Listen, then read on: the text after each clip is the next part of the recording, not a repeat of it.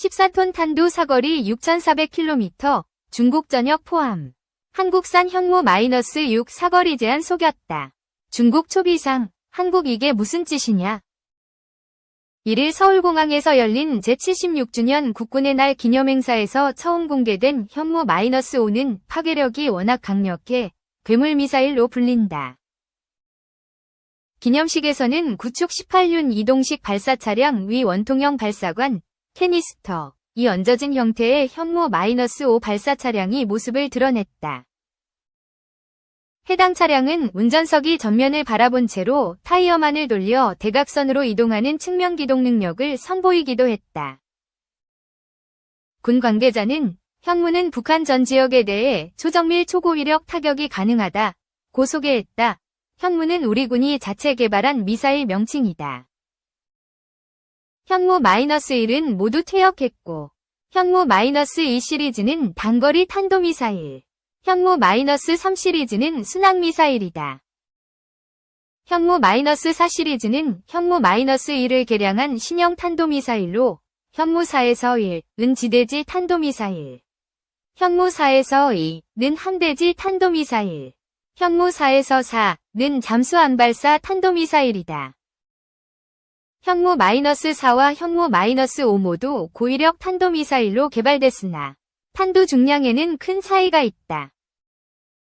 지난해 국군의 날 기념행사 때 처음 공개된 현무 -4는 탄도 중량이 2T이었다. 이번에 첫 선을 보이는 현무 -5는 AT에 달한다. 탄도 중량 AT는 세계 최고 수준이다. 국회 국방위원회 소속 유용원 의원, 국민의힘에 따르면 현무 -5는 단거리 탄도미사일이지만 탄도 중량을 줄이면 중거리 탄도미사일, IRBM 사거리 3,500km 급 이상 성능을 발휘하는 것으로 추정된다. 탄도미사일의 통상적인 탄도 중량인 1T를 기준으로 하면 현무 -5의 사거리는 5,000km 이상이 될 수 있다는 것이다. 탄도 중량과 사거리는 반비례한다. 현무 -5는 원통형 발사관 안에 들어있고 발사관의 길이는 약 20m로 추정된다. 발사관을 탑재한 차량의 바퀴는 구축이며 발사 차량의 안전성 확보를 위해 발사 후 공중에서 점화되는 콜드론치 방식이 적용됐다. 현무 -5는 북한 지휘부가 은신한 지하 벙커를 파괴하는 미사일로 한국형 삼축 체계 중 하나인 대량 응징 보복 수단이다. 삼축 체계는 미사일 발사 징후를 사전에 포착해 발사 전에 제거하는 킬체인의 한국형 미사일 방어, 대량 응징 보복을 더한 개념이다. 군이 현무 -5를 공개한 것은 대남 쓰레기 풍선 살포와 탄도미사일 발사 등 북한의 복합 도발에 대한 경고 메시지를 보내는 차원으로 풀이된다. 행사에는 현무 -5 외에도 우리 군이 보유한 삼축 체계 핵심 전력이 등장했다. 작년 국군의 날에 처음으로 일반에 공개된 장거리 지대 공유도 미사일이 올해도 모습을 드러냈다. LSAM은 고도 40km 이상에서 적 탄도미사일을 요격하는 미사일로 KAMD 핵심 자산으로 꼽힌다. 킬체인 핵심 전력 중 하나인 스텔스 전투기 F-35A도 국군의 날 기념행사 중 서울공항 상공을 비행했다. 죽음의 백조로 불리는 미국 공군의 전략폭격기 B-1B 랜서도 국군의 날 기념행사에 처음으로 등장했다. 최대 속도 마하 1.25에 최대 12,000km를 비행할 수 있는 B-1B는 괌 미군 기지에서 한반도까지 2시간이면 날아올 수 있다. 핵무기는 운용하지 못하지만 최대 57T에 달하는 무장을 장착할 수 있어 B2, 22T, 나 B-52, 31T 등 다른 미군 전략폭격기보다 월등한 무장량을 자랑한다. 지난 6월 국내에 도착해 전력화된 해군의 P-18A 포세이돈 해상초계기도 서울공항 상공에서 위용을 과시했다. 민항기인 보잉 737을 해상초계기로 개조한 P-18A는 시속 900km 이상 속도로 비행하며 적 잠수함을 찾아내 공격할 수 있어 잠수함 킬러로 불린다. 네 발로 이동하는 테러 작전용 다족보행 로봇도 등장해 경쾌한 발걸음을 선보였다. 시속 4km 이상 속도로 움직이며 20cm 높이의 계단 등 수직 장애물도 오를 수 있는 이 로봇은 테러 발생 시 장병 대신 현장에 투입돼 적의 위협을 확인하는 데 활용된다. 현재 군은 육군 특수전사령부와 전방 한계사단의 로봇을 시범 배치해 성능을 검증하고 있다. 2. 2025년 건조 시작하는 튀르키예 해군의 야심작 3가지. 최현호의 무기 인사이드. 튀르키예 방위산업은 현 에르도안 대통령이 총리 시절부터 많은 투자를 해온 덕분에 무인기 등의 분야에서 괄목할 만한 성과를 거두고 있다. 특히 나고르노 카라바흐 전쟁과 우크라이나 전쟁을 통해 성능이 증명된 바이카르 디펜스의 바이락타르 TB2는 중동 지역은 물론이고 일부 나토 회원국들까지 도입할 정도로 베스트셀러가 되었다. 이 밖에도 튀르키예의 방위산업은 다양한 성과를 내고 있는데 이 가운데 하나가 해군 분야다. 튀르키예 해군이 1990년대 중반부터 추진한 MIRGM 프로젝트는 중요 함선을 국산화하기 위한 장기 프로젝트다. MIRGM 프로젝트는 아다급 초계함, 이스탄불급 호위함, 히사르급 원양 초계함, TF-2000급 방공 구축함으로 구성된다. 아다급 초계함은 튀르키예 해군을 위한 5척이 모두 완성되었고 파키스탄, 우크라이나, 말레이시아 해군에 수출되기도 했다. 지난 2일 현지 시각 튀르키예 해군은 3가지 중요 프로젝트의 시작을 알렸다. 첫 번째는 이스탄불 해군 조선소에서 강제 절단식을 가진 2024년 2월 처음 자국산 항공모함 프로젝트인 MUGM 프로젝트다.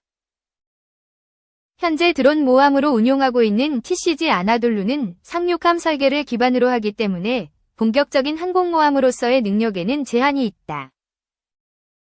MUGM 항공모함은 튀르키예가 독자적으로 설계하는 길이 285m, 폭 72m, 흘수 10.1m, 배수량 6만 톤, 항공기 수용량 유무인 항공기 50대의 이함용 활주로 2개와 착함용 활주로 1개를 갖출 정규 항공모함이다. 두 번째는 MIRGM 프로젝트의 마지막인 TF-2000 방공구축함이다.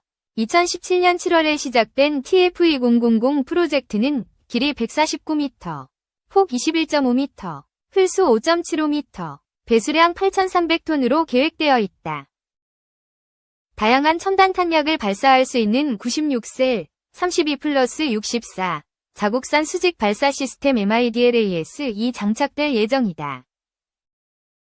MIDLAS에서는 SIPAR 방공 시스템용 자국산 함대공 미사일, GEZGIN 지상 공격 순항 미사일이 탑재되며 구축함에는 해안과 해안가 표적을 공격할 수 있는 ATMACA 대함미사일 16발도 탑재된다. 항공 감시를 위한 주요 센서는 450km 거리에 2000개 이상의 표적을 추적할 수 있는 고정형 AESA 레이더인 CAFRAD가 장착된다. 또한 LPI 항법 레이더, 2호 카메라, 어드벤트 전투관리 시스템과 결합된 선수 장착형 및 견인형 어레이 소나를 포함한 통합 소나 시스템도 특징으로 한다.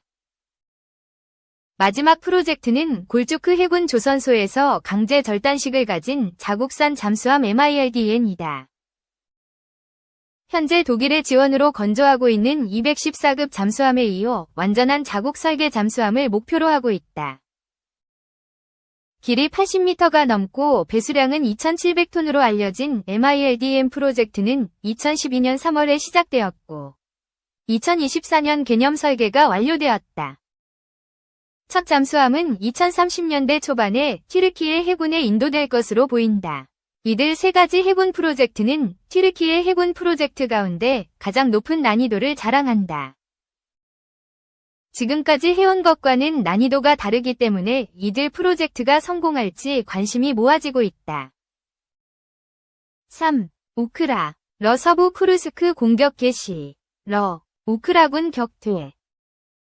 러시아가 5일 현지 시간 우크라이나군이 러시아 서부 쿠르스크 지역에서 공격을 개시했다고 밝혔다. 러시아는 성명을 통해 우크라이나가 베르딘 마을 인근에서 부대와 탱크 2대, 지뢰 제거 차량, 장갑 전투 차량 12대를 동원해 공격했다며 러시아의 포병과 항공기는 우크라이나군을 격퇴했다고 설명했다. AP통신 등 외신에 따르면 안드리 예르막 우크라이나 대통령 비서실장은 러시아는 마땅히 받아야 할 것을 받고 있다고 강조했다. 또한 우크라이나 공식 허위정보방지센터의 안드리 코발렌코는 러시아군이 여러 곳에서 공격을 받았다고 말했다. 영국 가디언에 따르면 아나톨리 바르일레비치 우크라이나군 참모총장은 쿠르스크 지역에서 42건의 군사적 충돌이 발생했고 12건은 계속되고 있다고 밝혔다. 이러한 가운데 블라디미르 푸틴 러시아 대통령은 러시아는 쿠르스크에서 우크라이나군을 확실히 몰아낼 것이라고 강조했다. 또한 북한군 약 1만 1,000명은 러시아군을 지원하기 위해 쿠르스크 지역에 배치된 것으로 밝혀졌다. 볼로디미르 젤렌스키 우크라이나 대통령은 전날 쿠르스크 지역에서 벌어진 전투로 러시아군은 최대 1대대의 북한 보병과 러시아 병력을 잃었다고 말했다.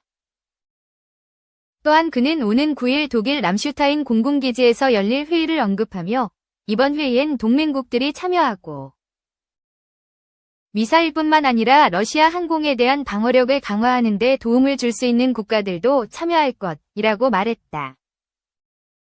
이어 그는 우리는 이와 관련된 문제를 논의하고 동맹국들을 계속 설득할 것이라며 반공 강화라는 우리의 임무는 변하지 않았다고 강조했다. 한편 우크라이나 관리들은 우크라이나 동남부의 드니프로페트로우스크주에서 러시아의 포격으로 최소 1명이 사망하고 1명이 부상했다고 밝혔다.